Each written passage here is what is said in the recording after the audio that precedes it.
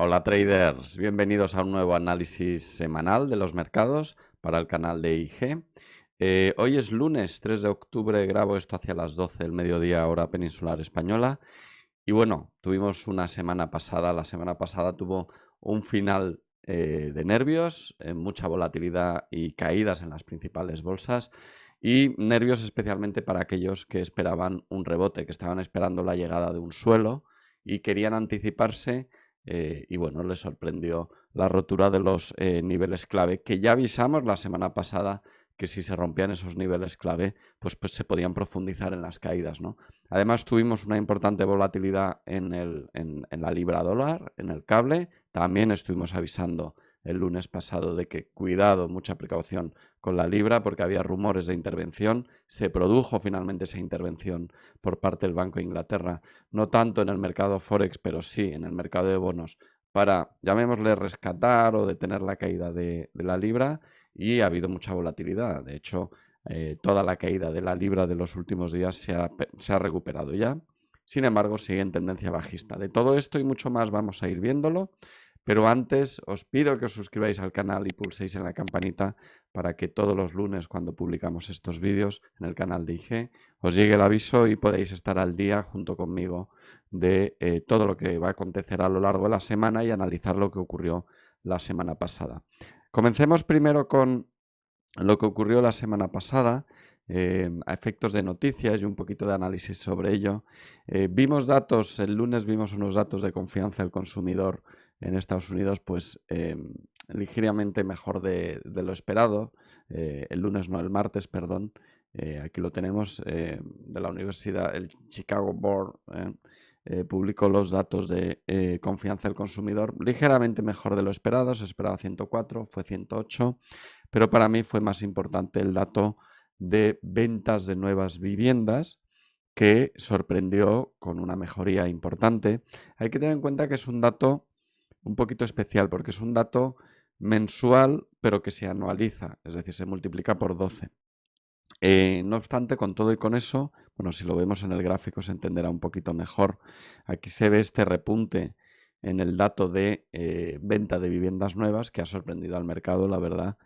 Pero bueno, con todo y con eso la tendencia bajista en la venta de viviendas nuevas continúa, pero hay que tener en cuenta que todo este repunte que hubo aquí es el repunte pospandemia que hubo no solo en Estados Unidos, sino en muchos otros países. Hubo toda una revolución en el mercado inmobiliario porque la gente cambió de gustos, cambió de apetencias, seguramente por los confinamientos, de dónde querían vivir, y hubo un boom en el mercado de viviendas que se notó mucho en Estados Unidos, ¿no? Entonces, quizá esta caída, más que una caída, sea una normalización respecto a todo este repunte que hubo. En todo caso, como digo, este dato ha sorprendido ligeramente al mercado, pero no es el único dato que salió sobre viviendas en Estados Unidos, porque el miércoles, al día siguiente, salió la venta de viviendas de, en este caso, segunda mano, que curiosamente salió algo peor de lo esperado. De hecho, en realidad el stock de viviendas está aumentando poco a poco.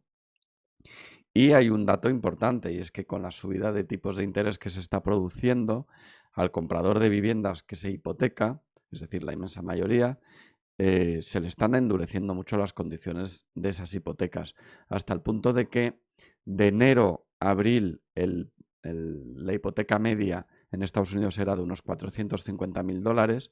Sin embargo, de mayo a septiembre la hipoteca media es de $413.000. Si vamos más al dato de pago de lo que está costando la hipoteca media a los americanos, al inicio de la pandemia, una hipoteca media, la cuota media para una hipoteca de unos 30 años, la hipoteca media de entonces, de 30 años, estaba en torno a $1.550. Hoy en día, la hipoteca media, la cuota de la hipoteca media está en torno a $2.600, en un contexto de inflación, en un contexto de subida de tipos. Todo esto se va a repercutir inmediatamente en el mercado inmobiliario, lo cual está planificado y está previsto por la Fed, que ya prevén desacelerar el mercado inmobiliario con la finalidad de controlar la inflación. Es decir, si las hipotecas están más caras y además la cantidad que yo tenía ahorrada habitualmente para la entrada de la vivienda me da para menos porque hay más inflación, pues esto se nota directamente en la venta de viviendas nuevas y usadas, porque la gente va a tomar menos decisiones de compra, no van a esperar. Por lo tanto, lo más probable es que en los próximos meses sigamos viendo un cierto deterioro del mercado inmobiliario que sigue medianamente sano. Si veíamos en ese gráfico, en realidad sigue medianamente sano, sin embargo, corrigiéndose de todo ese periodo inflacionario que hubo tras la pandemia en el mercado inmobiliario americano. Pero lo mismo, algo parecido ha ocurrido en otros países. Bien, si nos vamos a lo que ocurrió el jueves salió el dato del IPC en España, que sorprendió, pero no por bueno, pero por ser menos malo de lo esperado. Se esperaba que estuviera en torno al 10%, veníamos del 10,5% el mes anterior, interanual siempre, por supuesto. Se esperaba que fuera aproximadamente el 10%, pero ha sido el 9%.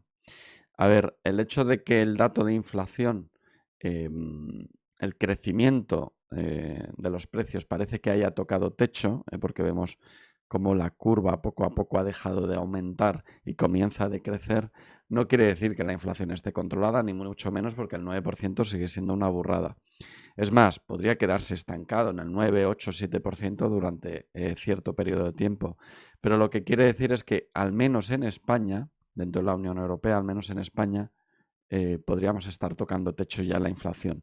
Sin embargo, ahora veremos los datos de inflación en el resto de Europa que son excesivamente elevados. De hecho, ese mismo día en Alemania salió el dato mensual de inflación y estuvo en torno al 2%.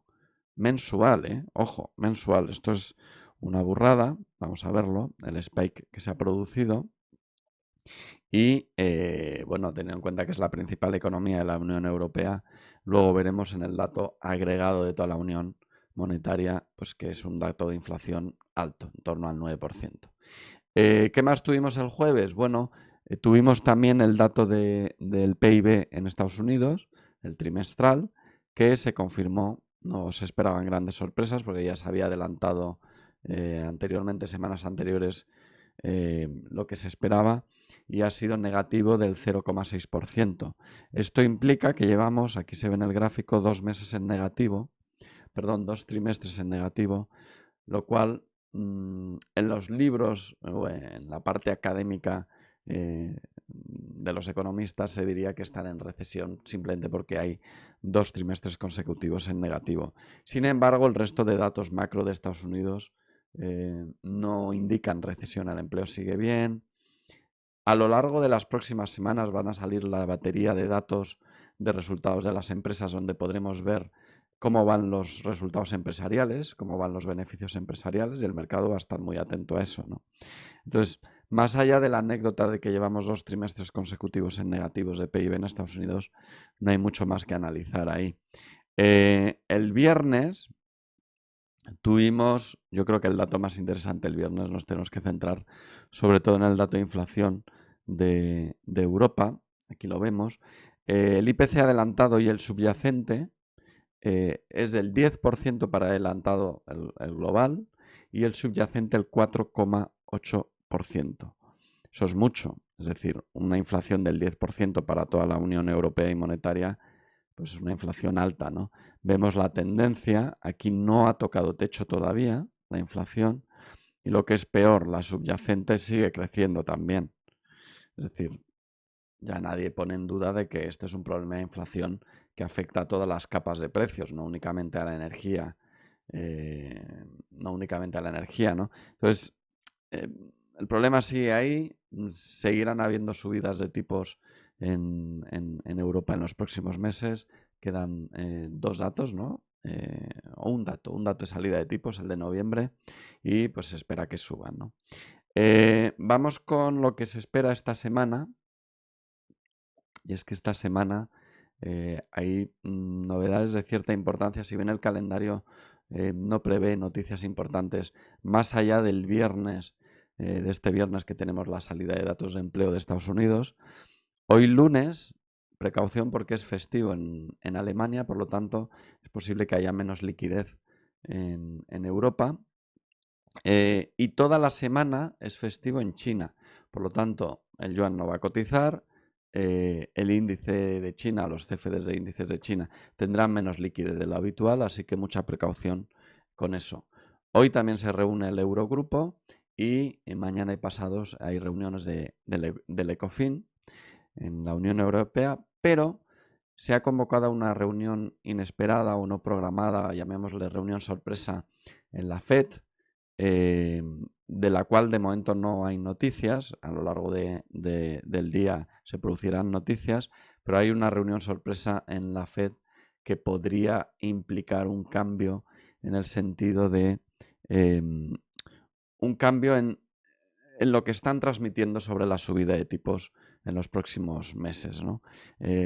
Algunos rumores apuntan a que creen que a lo mejor se están pasando de frenada, que están subiendo los tipos demasiado duros. En fin, estaremos pendientes porque veremos si se producen declaraciones o se producen ruedas de prensa o algún tipo de información o de filtración respecto a lo que ocurre en esa reunión, pero puede que haya noticias y por lo tanto que eso genere volatilidad en el mercado. Así que cierta precaución hoy en los mercados. Mañana, como digo, igual que el resto de toda la semana, es festivo en China. Permitidme que cierre esto. ¿Qué más tenemos el martes? Reunión del Ecofin, como digo, y salida de tipos en Australia. No se esperan grandes sorpresas más allá de lo ya programado, y es que suban otro medio punto aproximadamente, del 2,35 al 2,85, y comenzarán a llegar los primeros datos de empleo en Estados Unidos, siendo el más relevante el que se publique el viernes. El miércoles tenemos salida de tipos también en Nueva Zelanda, también se espera una subida de medio punto, del 3 al 3,5%. Y, perdón, me he saltado el martes porque el martes van a salir datos de paro en Europa, en España. Aquí lo tenemos, Spanish Unemployment Change, que estaremos pendientes por la parte que nos toca, ¿no? No va a afectar mucho a los mercados financieros, pero bueno, sí que es relevante para nosotros los que seguimos de cerca la economía española. El jueves van a salir, se publicarán las actas de la última reunión del Banco Central Europeo, y lo interesante de cuando se publican estas actas es ver la letra pequeña, ver el sentido general de lo hablado en esa reunión, porque a veces se encuentran detalles que no estaban tan claros en la rueda de prensa de Lagarde tras esas reuniones, ¿no? Entonces, bueno, el mercado suele estar medianamente pendiente de eso, por eso se suelen publicar de color naranja esos datos, ¿no? Como digo, es el jueves, aquí lo tenemos, y ¿dónde está? Aquí está. Monetary Policy Meeting Accounts. Esto será el jueves hacia la 1:30 hora peninsular española. Y luego, finalmente, el viernes, pues uno de los datos estrella o más emblemáticos de los calendarios de noticias, que es la salida de datos de empleo en Estados Unidos, los NFPs, que salen hacia las 3 aproximadamente, hora peninsular española, las 2:30 concretamente, y suelen provocar bastante volatilidad en los mercados, así que precaución si vais a estar operando a esas horas. Vamos directamente ya con los gráficos, y es que los gráficos tienen cosas interesantes que decirnos. Quitaré mi cámara. Ahí está. ¿Qué es lo que ocurrió? Lo he dicho en mi introducción, y es que este es el SP500, este es el dato del jueves, la vela del jueves. El miércoles, cuando llegó al nivel de los 3.650 aproximadamente, se produjo un rebote, que es toda esta vela verde diaria, y muchos interpretaron esto como un posible signo de que ya hemos tocado suelo, ¿no? De que la corrección, pues que ya ha durado demasiado, que en algún momento tiene que haber un rebote, que en algún momento... Y para todas aquellas personas que quisieron anticiparse y comprar en este rebote, pues fueron malas noticias o fue una mala decisión, porque el mercado al día siguiente no solo perdió todo lo del rebote, sino que ha continuado perdiendo, y en el día de hoy pues estamos mucho más abajo del soporte, ¿no? Con esto, ¿qué es lo que os quiero decir? Lo que os quiero decir es que cuando hacemos análisis técnico, o el tipo de análisis que yo os muestro cada semana, lo que procuramos ver es evidencias reales y objetivas en los gráficos de que un rebote o un rally alcista se está produciendo. No hacemos wishful thinking, no hacemos predicciones basadas en subjetividades o en creencias subjetivas del tipo, como ya ha caído demasiado, en algún momento tiene que subir. Ese tipo de apuestas para los inversores serios o los traders serios no salen bien, nunca las hacemos. Siempre buscamos algún tipo de movimiento que nos confirme que eso está ocurriendo. ¿Qué tipo de movimiento hubiéramos tenido que esperar aquí? O en el futuro, ¿qué tipo de movimiento vamos a esperar? Pues tenemos que buscar algún tipo de pauta de agotamiento dentro de este contexto de caídas para empezar a pensar que dentro de este contexto de caídas puede haber un rebote alcista. Por una sola vela no podemos pensar, una sola vela es la cotización de un único día, no podemos pensar que ya todo el movimiento anterior, que es de meses, prácticamente de un año, va a cambiar. No guarda proporción ese análisis. Hacer análisis de un día para sacar conclusiones de un año no guarda ninguna proporción, ¿no? Hacer conclusiones de un día para predicciones de un día puede guardar proporción. Igual que hacer predicciones de unos pocos meses basado en lo que ha ocurrido desde mediados de agosto aquí, es decir, este movimiento de aquí, que es desde mediados de agosto, pues también puede tener proporción, ¿vale? Así que cuando yo os esté comentando que empezamos a tener señales técnicas de que se puede estar dando la vuelta, incluso en esos casos esperaremos confirmación. La semana pasada ya estuve avisando de que este soporte corría peligro y que si rompía este soporte iba a profundizar más en la corrección. Que un precio o que una cotización se acerque a un soporte o resistencia no implica que vaya a rebotar en ese soporte o resistencia. Implica que va a tener cierto comportamiento asociado a ese soporte o resistencia. En este caso, el comportamiento típico es quizá rebote algo, quizá descarte algo el soporte, pero habrá que estar muy atentos porque si rompe ese soporte o resistencia, se puede producir una profundización mayor en el movimiento. Pero no podemos considerar que va a rebotar en ese soporte o resistencia si técnicamente no tenemos un preaviso más claro, una pauta más clara, ¿vale?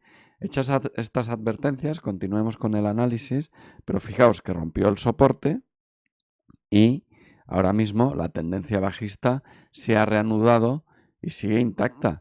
Técnicamente podemos esperar caídas más profundas. Yo os digo lo que se espera técnicamente, ¿vale? Si luego cambia el estado de ánimo, si luego cambia el tipo de noticias que nos llegan de los mercados y eso afecta a las cotizaciones nos lo adelantarán con algún tipo de movimiento. Es decir, el análisis técnico suele anticipar esos cambios de humor y de momento no lo está anticipando. De momento tenemos caídas. En el Nasdaq ocurre exactamente lo mismo. Y en Alemania ya avisamos hace varias semanas que había perdido el soporte, concretamente lo perdió aproximadamente el 22 de septiembre y de momento sigue profundizando en esas caídas. Lleva toda este rally bajista o esta caída y de momento no hay ninguna novedad al respecto. Sigue el DAX bastante bajista. El FTSE sí nos ha dado una noticia y es que la semana pasada avisábamos que perdía este soporte menor y que corría peligro este otro soporte clave. Pues bien, este otro soporte clave, había perdido este soporte menor y que corría peligro el soporte clave de los 7000. ¿De acuerdo? Pues bien, el soporte clave de los 7000 lo ha perdido y ahora mismo está profundizando más en las caídas. El hecho de que intentara un ataque en máximos aquí y capitulara es una señal, y capitulara con tanta fuerza y tanta continuidad en las caídas, es una señal potente de debilidad de este índice, así que mucha precaución. El IBEX, pues el IBEX tiene un aspecto todavía peor, y es que no solo perdió el 7800, sino que perdió el 7500 y el 7400 y actualmente está en el 7340 aproximadamente, con un aspecto tremendamente bajista y sin ninguna señal técnica de ningún tipo de que pueda rebotar en el corto o medio plazo. Así que muy bajistas en el IBEX. Japón, de momento, el índice Nikkei sí que está aguantando este soporte, pero volvemos a lo mismo que comentábamos la semana pasada en el SP500. El hecho de que tengamos una vela verde en el soporte no quiere decir que ya vaya a rebotar. Quiere decir que de momento en el corto plazo está aguantando el soporte. Pero que aguante el soporte, mientras el precio se queda tocando ese soporte, lo único que nos está transmitiendo es la idea de que ese soporte se está desgastando. Si no realiza un rebote en V en ese soporte, el soporte se está desgastando. Por lo tanto, si se pasa cierto tiempo aquí, este soporte seguirá desgastándose y correrá cada vez más peligro de ser roto. Así que mucha precaución con este soporte del Nikkei porque podría perderlo en las próximas horas o días. De momento gana tiempo con esta vela tan alcista, pero mientras no tengamos un movimiento, un nuevo intento más claro de realizar los máximos, este soporte corre peligro. Si nos vamos a China, ya he comentado que es festivo en China, corre peligro también su soporte, sigue atacándolo, sigue desgastándolo y el mismo comentario técnico hecho respecto a Japón sigue vigente aquí en China. Está desgastando ese soporte y quizás no esta semana, porque es una semana, como digo, festiva en China, quizá en las próximas semanas corra peligro este soporte. Vámonos con las divisas, que también tienen cosas interesantes que decirnos, y es que el dólar sigue muy fuerte. Es verdad que ha realizado, ahora estamos viendo el dólar index, está realizando una corrección, pero una corrección pequeña respecto a todo este movimiento alcista que ha iniciado desde mediados de septiembre. Por lo tanto, el hecho de que haya perdido fuerza el dólar en los últimos días no quiere decir que el dólar esté cayendo. Es que a veces los titulares de algunos medios de comunicación pues llevan a confusión, ¿no? Si uno toma exclusivamente estos datos de estos 3 días, diría, en los últimos 3 días el dólar ha caído un tanto por ciento. Bueno, ¿y qué? Ese dato por sí mismo no nos dice nada si no vemos el contexto general del dólar. El contexto general del dólar sigue siendo muy alcista. Un impulso mucho más potente en este tramo que realiza corrección y de momento sigue muy alcista. Mientras no veamos algún tipo de pauta agotamiento en esta zona de aquí, el dólar sigue muy alcista. Lo mismo ocurre con el euro dólar, solo que al revés, muy bajista. También tenemos todo este movimiento impulsivo bajista del euro dólar alimentado por la fortaleza del dólar y esta pequeña corrección de todo este impulso bajista. Pero el euro dólar sigue muy bajista. Me da igual que se esté alejando de la paridad. Técnicamente puede seguir alejándose la paridad, ¿vale? Entonces, estaremos pendientes en las próximas semanas para ver si realiza algún tipo de pauta agotamiento aquí o por el contrario, sigue realizando nuevos mínimos y continúa profundizando en sus caídas. La libra tiene cosas más interesantes que mostrarnos y es que ya comentamos la semana pasada que había rumores de posible intervención por parte del Banco de Inglaterra. Esa intervención finalmente se produjo en torno al martes-miércoles con una con una compra de bonos, y es que el Banco de Inglaterra, en vez de intervenir en el mercado de Forex, en el mercado de divisas, en la libra, comprando libras y vendiendo, por ejemplo, dólares, como anda corto de reservas de divisas internacionales, de otras divisas, su intervención se hizo en el mercado de bonos. ¿Cómo? Pues comprando deuda pública británica en un entorno en el que se estaba transmitiendo por parte del nuevo gobierno del Reino Unido, se estaba transmitiendo la idea de que iba a haber una política fiscal expansiva, es decir, de que iban a profundizar en el déficit. Ante ese entorno, el Banco de Inglaterra compró bonos. Al comprar bonos, está interviniendo de forma indirecta o más o menos directa en el mercado de la libra y detuvo toda la caída de la libra de esos 2-3 últimos días y concretamente de todo lo que había caído desde el 23 de septiembre. Sigue la caída, volvemos a lo mismo, el contexto de la libra sigue siendo bajista. Aquí vemos perfectamente, voy a alejarme un poco más, toda la tendencia bajista de la libra. Lo que hemos visto aquí es el movimiento de la intervención, primero el ruido en el mercado ante un aumento en el déficit el déficit del gobierno británico, un ruido por la intervención del Banco de Inglaterra y una recuperación hasta niveles del día 23 de septiembre. Pero sigue muy bajista, ¿vale? Puede que haya más movimientos de este tipo, así que mucha precaución porque puede que haya nuevas intervenciones. Insisto, precaución operando con la libra, precaución operando con valores británicos del FTSE. Si nos vamos al dólar yen, tenemos aquí algo interesante en mi opinión, y es que a pesar de que en este contexto que hubo, fijaos, en las últimas semanas hemos tenido un fuerte impulso del dólar, el yen ha aguantado relativamente bien ese impulso del dólar. ¿Lo veis? Se quedó realizando un movimiento lateral. Sin embargo, sigue tanteando el máximo anterior. Si pierde, es decir, si supera el máximo anterior, puede realizar un nuevo impulso alcista. Fijaos que sigue vigente la tendencia alcista, ¿vale? Pero aquí ha mostrado cierta fortaleza relativa del yen frente a otras divisas como el euro o la libra, porque ha aguantado mejor el embate o el envite, ambas palabras valdrían, del dólar, ¿vale?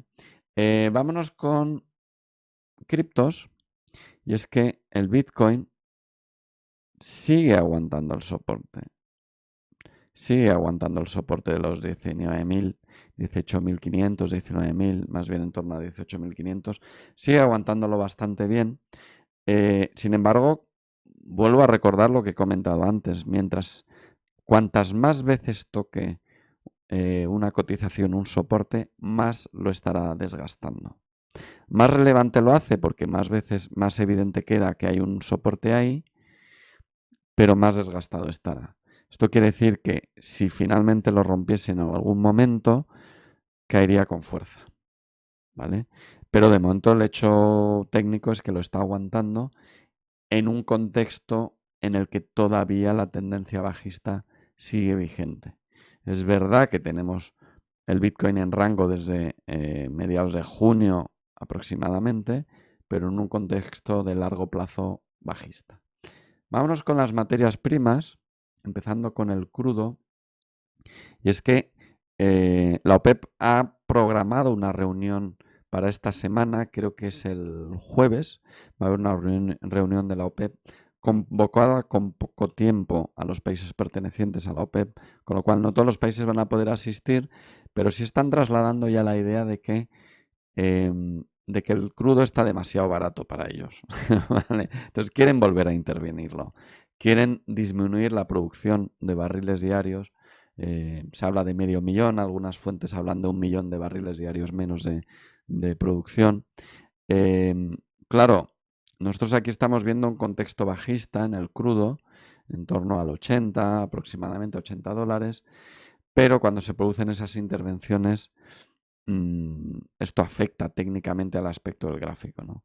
Entonces podríamos tener en los próximos días algún tipo de repunte alcista, pero es un comentario basado únicamente en la especulación, porque técnicamente sigue muy bajista y esto que vemos aquí podríamos considerarlo únicamente una corrección de todo este movimiento bajista anterior. Así que de momento sigue bajista el crudo, pero muy atentos porque podría producirse volatilidad en los próximos días por la reunión de la OPEP. El gas natural sigue su movimiento técnico. Recordar que esta barra roja la he creado yo para intentar reflejar un objetivo de este hombro cabeza a hombro, y técnicamente este objetivo estaría en torno a esta zona de soporte que de momento pues sigue vigente, hombro cabeza a hombro, rotura de línea de confirmación, y sigue vigente el movimiento bajista en el gas natural. Por lo tanto, de momento debemos esperar que siga cayendo el gas natural. El oro sigue en tendencia bajista. Fijaos que está realizando una corrección alcista de todo el movimiento bajista anterior, pero sigue vigente este movimiento bajista, y con un dólar fuerte, subidas de tipos y demás, técnicamente es de esperar que siga bajista, pero por fundamentales también es de esperar que siga bajista. El cobre, poco que añadir de momento para pensar que se daría la vuelta hasta que no rompiese este nivel técnicamente no se estaría dando la vuelta y ahora mismo poco a poco se está acercando a su mínimo anterior, con lo cual sigue más que vigente toda esta tendencia bajista. Voy a dibujar su línea de tendencia porque sigue plenamente vigente y además, como veis, la respeta perfectamente, ¿vale? Sí que bajistas en el cobre también, nada sorprendente en un entorno en macro en el que nos estamos encontrando desaceleración por las principales economías. Bueno, de hecho eso también está afectando al precio del crudo y al precio del gas natural. Muy bien, pues espero que este análisis os haya gustado. De nuevo, precaución con la libra, precaución en el mercado británico. No queráis anticipar rebotes antes de tiempo, es demasiado pronto para pensar que ya ha tocado suelo. En los mercados financieros no ganamos comprando en el extremo más barato y vendiendo en el extremo más caro, sino aprovechando las zonas intermedias donde está más clara la direccionalidad del precio. Así que, como decía el antiguo adagio de Wall Street, el último centavo que se lo gane el siguiente, ¿no? Pero mi conclusión es que los mercados siguen en caída sin ningún tipo de señal técnica que sustente la idea de que esa caída haya finalizado, ni mucho menos. Y lo más probable de momento es que el año continúe así y mantengo la recomendación de que prudencia con la libra dólar. Recordad, si os gustan estos vídeos, os recomiendo que os suscribáis y pulséis en la campanita para que os avisen cuando suba o envíe mi siguiente vídeo al equipo de IG para que lo suban a su canal y espero que os haya gustado este análisis. Nos vemos la semana siguiente. Hasta luego.